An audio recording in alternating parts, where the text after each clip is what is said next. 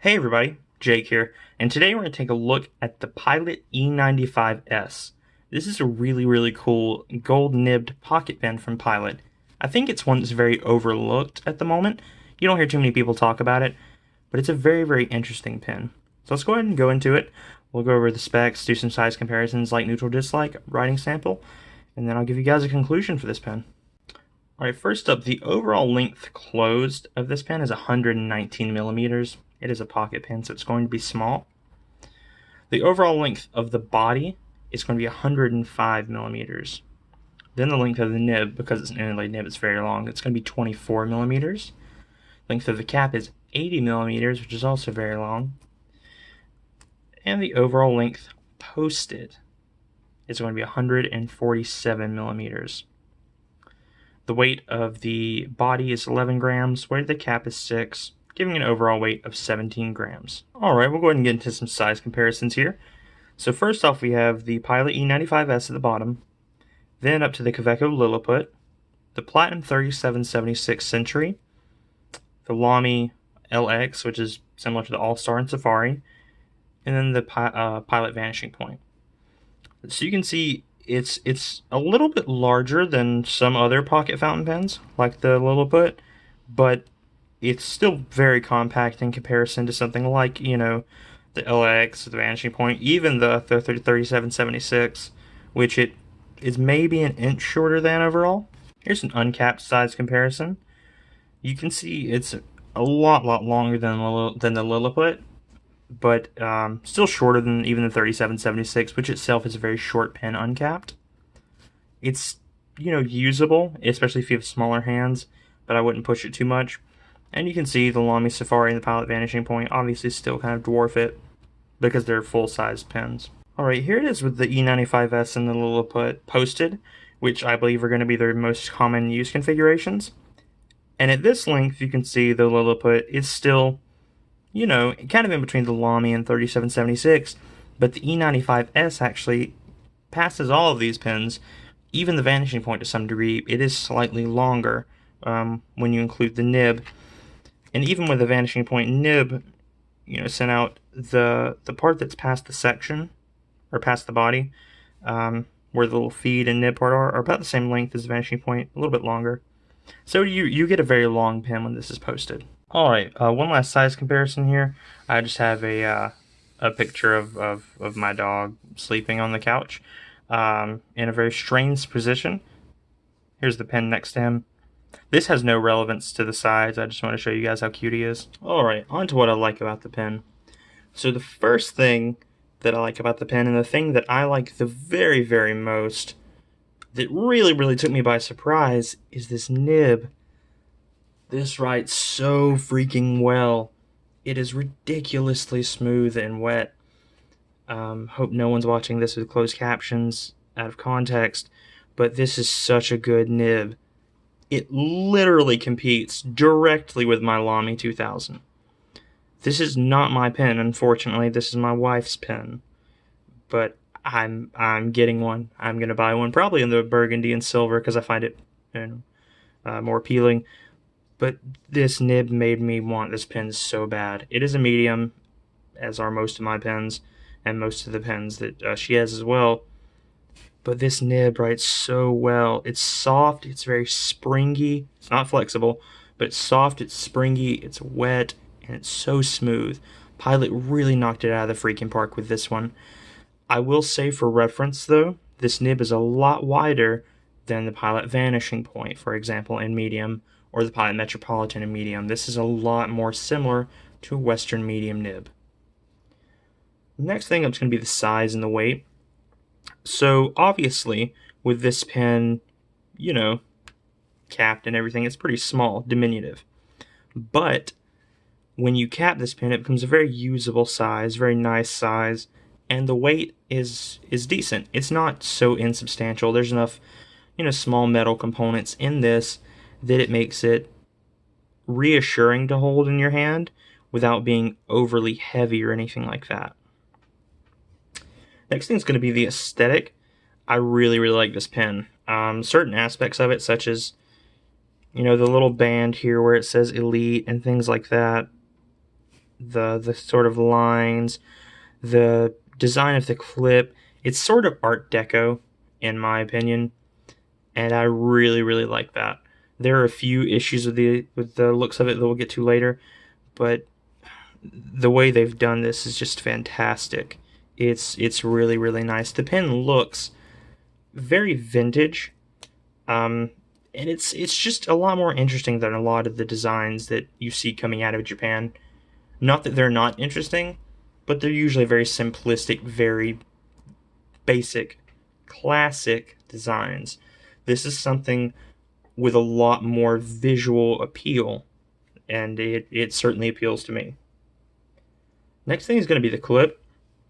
So I touched on the aesthetic of the clip already, which I love, but this clip is actually hinged.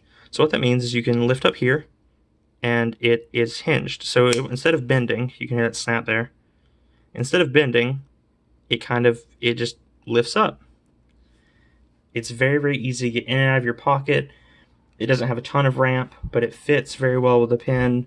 Very, very easy to put in, shirt or jean pocket because of that hinge. If it wasn't hinged, I don't think the clip would be tall enough to support like thick jeans or anything, but they did a really, really good job with that. Next thing is going to be the posting and capping. So you might have noticed this pen is actually just a push to post and a push to cap. It doesn't have any threads, but the capping and posting are done with friction, and they're very, very nice. Gives a very nice click when you cap it, very nice click when you post it, which you couldn't hear there, but it's very, very smooth. I like it quite a bit. Next thing is going to be the fit and finish. So there are a few issues with this pen design-wise that I'll get to, but as far as the stuff that they actually wanted to come out right, it came out really, really well. There's no real perceivable gaps or seams or anything like that. One thing specifically that I noticed they did very, very well was the band right here where the cap and the clip kind of meet. There's no line there. It's perfectly smooth all the way around. They did a really good job. No seams or anything like that anywhere. Nothing. It's all fit very, very well. And even when you cap it, it lines up, pretty well. So they really, really did a good job with the fit and finish of this pen. It really feels like an expensive, nice pen. Next thing, and this is kind of uncommon as far as pocket pens go. This pen actually supports converters. Doesn't support a Con 70, and I don't believe it supports a Con 50, but if you have a Con 40 converter, it very well does. Currently, Goulet has mixed stock on these. If you read their description, they either come with a Con 40 or Con 20, which are these little squeeze converters. This is actually the one that came with this pen. It's not great. It's just but you can definitely pick up a Con 40 and use it. If you have a Con 40, it doesn't hold a ton of ink, but it is a lot better than, in my opinion, than any squeeze converter out there. Squeeze converters may hold more, but it's a lot more difficult, for me at least, to get a good fill on them. So that's really nice. Last thing, or next to last thing, the branding. So this branding is very minimal, and it's minimal on a lot of Pilot pens. Basically, you have Pilot here on the clip. You have Elite right here, and I've noticed some of the pens just have an E right here. And then on the back, you have Pilot Japan. That's it. There's no more branding on this pen apart from the nib. Get to that later. And it gives it a very clean aesthetic. It's very, very minimal, but still intriguing, and it really lets the accents of the pen kind of design. It's just nice. It flows very well, and it's very, very beautiful. Next thing up, the price. So this pen, if you buy it online or at a brick and mortar retailer, you're going to pay around $130 to $140. Now for a gold nib fountain pen, that's really, really good in America. Now there are gray market options. You can get this for 70 to 90 bucks. It's a freaking steal at that price. It's a better deal than 37.76. I'll say that right now. But I would recommend picking it up from an authorized retailer in America, especially if warranty is part of your concern. Because if you buy this pen off eBay or Amazon for, $80, you don't get a warranty really with this. Good luck shipping it back to Japan and all that. But if you purchase through, say, Goulet or Jet Pens, or I don't know if Van Ness carries them, Anderson Pens, any of those, you're gonna get support for it if anything goes wrong with the pen. Is that worth extra $70? That's completely up to you. If you're paying this much for a pen, it probably is. But the price is really, really good for a gold nib pen that is this well made. On to the stuff I'm kind of neutral toward. There's only two things here, really. The first one has to do with the design. So you can see this band right here wraps almost all the way around, and then we get here and it breaks and it says Pilot Japan. This isn't a huge error, but it certainly interrupts the visual appeal of this pen. I wish they had moved it up, put it right there. That would have looked way better. Or, just put Japan there since they already have Pilot on the clip. So it breaks the visual appeal of this pen for me, and I'm not a huge fan of that. It's not terrible, but I think they could have done better. Next thing actually has to do with the nib. The nib is very plain. It's not decorated, and a lot of Japanese nibs aren't, in general. Especially Pilots, from what I've seen. Sailor and, Platinum do a little bit better job. But this nib is very, very, like I said, just kind of plain. It looks very similar to a lot of vintage Pilot nibs. And when they have a few Pilot pens with more interesting nibs with decoration and things like that. But really all you get here is 14K 585 Pilot M Japan, and then 217. That's it. And with a nib this large, I think they could have done something really, really interesting with it, and they just kind of threw that chance out the window. So that's a little annoying. On to what I dislike about the pen. So first thing up, I'm going to remove the cap here, and I want to show you something. So you can see here, there's a small gap between this golden section here on the body and the actual body. This is not where the pen unscrews. If it were, I could forgive it possibly a little easier, but this is just a gap. It doesn't seem to be a manufacturing flaw or anything like that. As far as I can tell, it just seems to be part of the design. But it's really annoying. It's somewhat sharp, and it's really the only fit and finish issue that I have an issue with. Like I said, I don't think it was on accident. I think it was on purpose. I just don't know why they did it, and I really, really don't like it when I'm actually using the pen. Next thing, the actual threads on the body are silver. If you got the silver version of this pen, that's great. But we didn't. We got the gold version, or the black and gold. So there's silver threads. Even though it's a minor annoyance and you never really see them, I really wish they had just went ahead and done them with gold trim like they did everything else on this pen, just to add that extra little touch of attention to detail on a pen that costs this much. Next thing, the actual cap, the lip of it is very, very thin. I don't know how well you can see that, but it's extremely thin. It's almost sharp. I wouldn't recommend carrying this pen in your actual pants pocket with your keys or something. But if you were to sort of abuse this pen, I don't know that it could hold up to it between the material and things like that. But that really thin cap, it seems like it'd be very easy to bend it if you were to try anything like that. Very last thing, this nib, where it actually meets the body, you can see there's a little dip there. That's unpleasant when you're holding it, or at least how I hold it. I usually get right around here, and I can feel every time I write right there. My wife also had an issue with this because if you're using the pen and you get up in that area, um, occasionally ink will get on your fingers, and it can definitely cause a problem if you don't notice it. And you'll get ink, all over the nib, all over your finger, potentially all over whatever else you touch.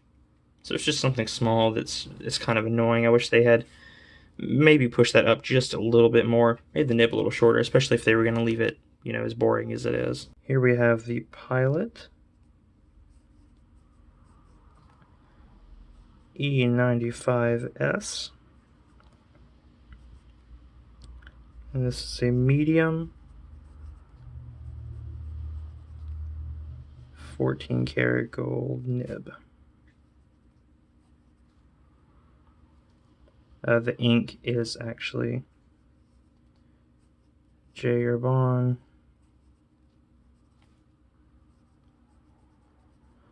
Encre Rouge. I have no idea if I'm pronouncing that correctly. Probably not, but that's fine. So this pen, as I mentioned, the nib is very soft and very, very wet. This ink is somewhat dry from my testing experience. You can go back and watch my video on that. But even with that, this pen is very, very wet and ridiculously juicy. It's crazy. But it's very, very nice. Also, I mentioned this nib is springy. I would not push this nib or try to flex it at all, but you can very, very definitely get some line variation out of this, and it's noticeable.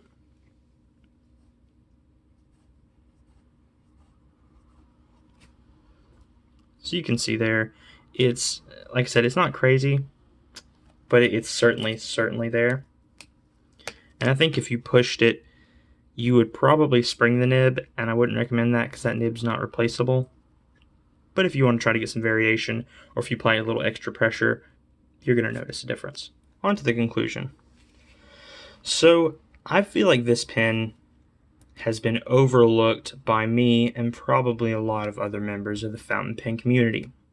You don't see posts of this pen all the time on the fountain pen Reddit. You see a lot of posts of Vanishing Point, Lamy 2000, 3776, and for this pen to be cheaper than all of those, I don't know why it doesn't get the recognition it deserves.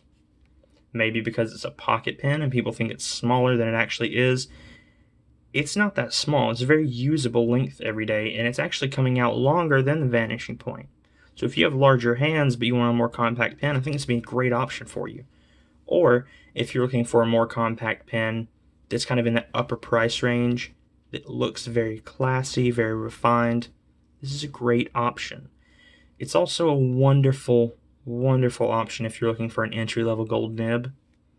And I don't know how well it would do on my recommendation if you asked me that's what you're looking for is your first gold nib pen, but it would certainly be up there.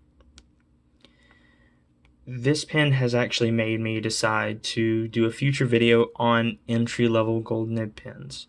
They're 4-ish, 5-ish pens in that range. I think I have enough to do the video.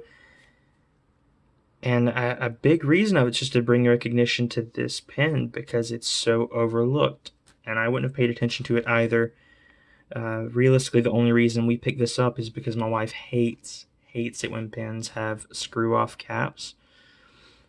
So that's the only reason we even tried this pen in the store, and I don't regret it for a bit. It is a fantastic, fantastic pen. If you're looking for something really durable to pop in your pocket every day, go with the Lilliput. But if you're looking for a classy, nice, compact pen that is an absolute pleasure to write with, pick up a Pilot E95S, and I don't think you'll be disappointed at all. Thanks for tuning in, guys. Don't forget to like, comment, and subscribe, and keep an eye out for some upcoming videos. Thanks, guys. Bye.